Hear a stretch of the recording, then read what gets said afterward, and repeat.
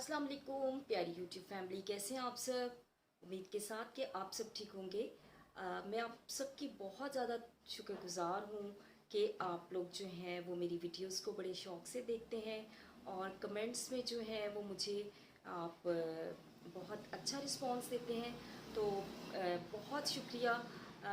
आप लोग इसी तरह मुझे सपोर्ट करें तो एक दिन मैं भी बहुत से लोगों की तरह कामयाब हो जाऊंगी।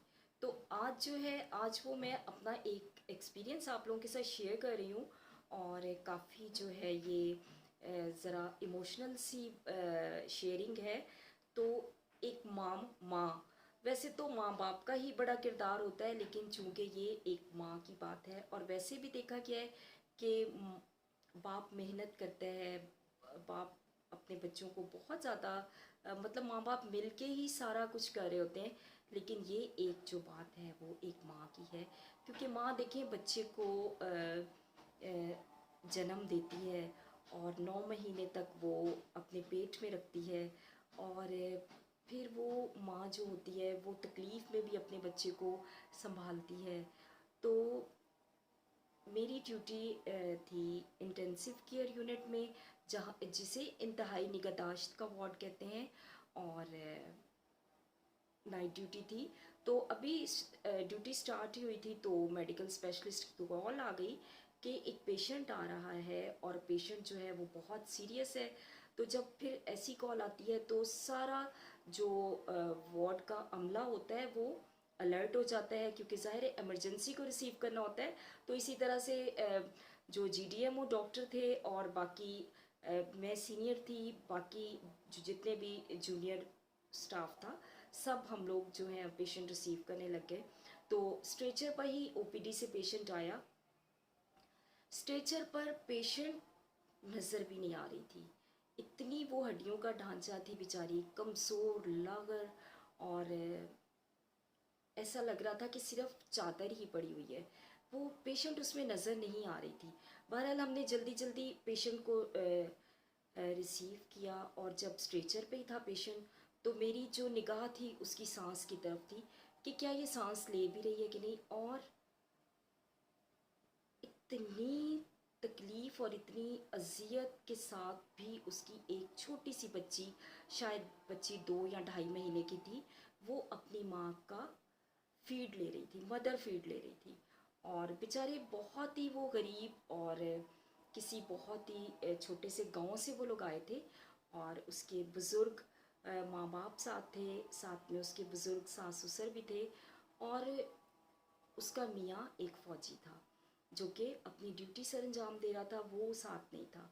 तो जब उसको लिटाया तो मैंने उसकी बच्ची को उससे अलग किया, तो बच्ची माँ से अलग नहीं हो रही थी, क्योंकि बच्ची फीड ले रही थी। वो बड़ी मुश्किलों से बच्ची को खींच के साइड पे किया, और जब पेशेंट को लिटाया तो वो पेशेंट जिंदा नहीं थी, वो इस जहान फानी से कूच कर चुकी थी। लेकिन उसकी बच्ची बच्ची माँ के मरने के बाद भी उसको माँ जो थी वो अपनी बच्ची को दूध पिला रही थी। तो वो पेशेंट बेचारा घर से ही इस कंडीशन में आया था, बिल्कुल जिसको गैस्पिंग कंडीशन कहते हैं कि एक दो सांस होती है या अटकी हुई होती है। तो वो घर से ही इतनी ही बुरी हालत में आई थी।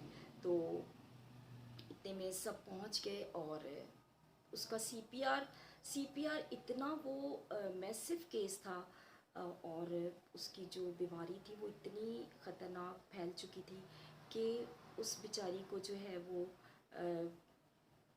जाना ही उसका बेहतर था, और वो जो है अपनी ज़िंदगी हार चुकी थी।